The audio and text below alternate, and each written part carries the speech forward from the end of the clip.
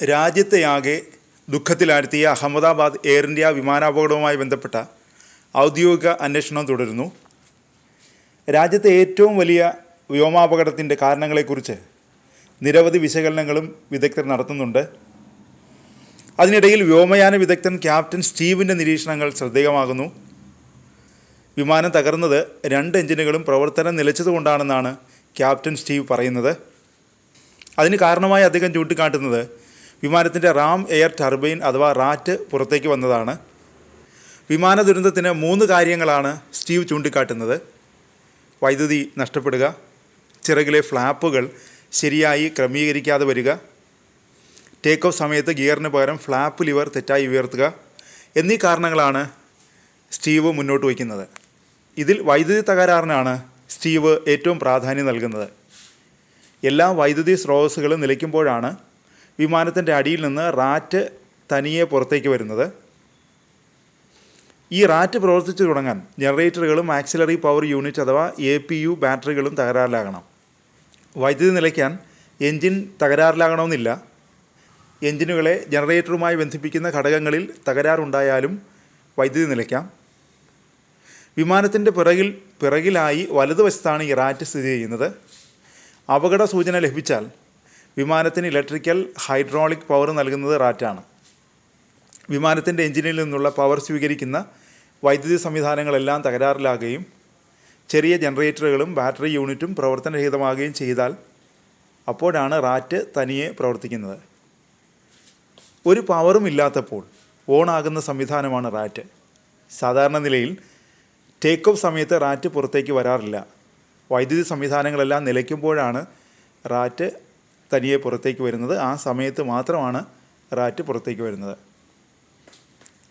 കാറ്റിൽ കറങ്ങിയാണ് റാറ്റ് പ്രവർത്തിക്കുന്നത്. അത് പ്രവർത്തിക്കുമ്പോൾ വലിയ ശബ്ദമുണ്ടാകും. റാറ്റ് പ്രവർത്തിക്കാതെ വരുന്നത് ജനറേറ്ററും APUവും ബാറ്ററികളും പ്രവർത്തിക്കാതെ വരുമ്പോഴാണ്. റാറ്റിൻ്റെ പ്രത്യേകത അത്യാവശ്യ കാര്യങ്ങൾക്കുള്ള വൈദ്യുതി മാത്രമേ നൽകൂ എന്നതാണ്.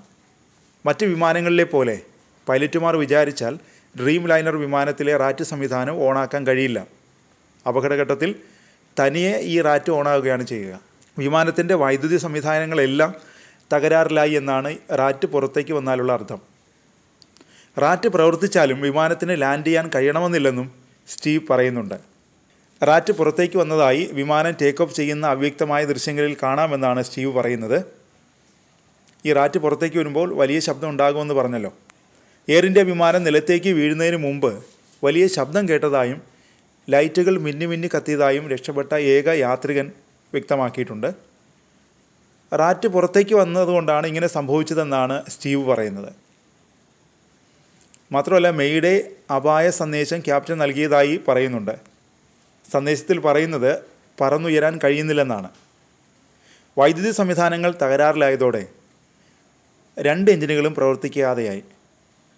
അതാവാം പറന്നുയരാൻ തടസ്സം നേരിട്ടതെന്നും സ്റ്റീവ് പറയുന്നു. വിമാനത്തിൻ്റെ ചിറകിലെ ഫ്ലാപ്പുകൾ നേരെ ഇരിക്കുന്നതായാണ് വീഡിയോയിൽ കാണാൻ കഴിയുക.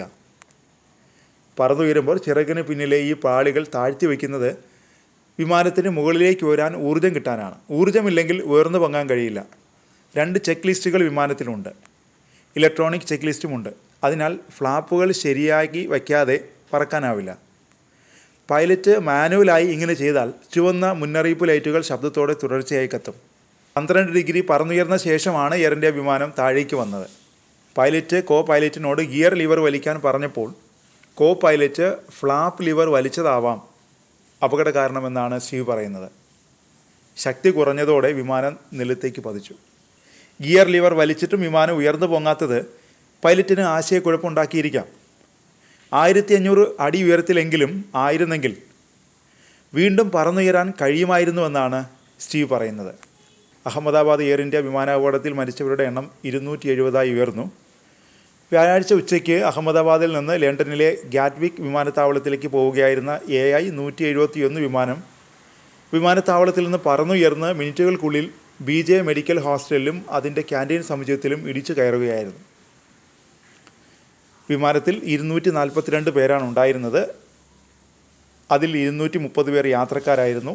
2 പൈലറ്റുമാർ, 10 ക്രൂ അംഗങ്ങൾ എന്നിവരാണ് വിമാനത്തിലുണ്ടായിരുന്നത്. അവരിൽ 241 പേര് മരിച്ചു.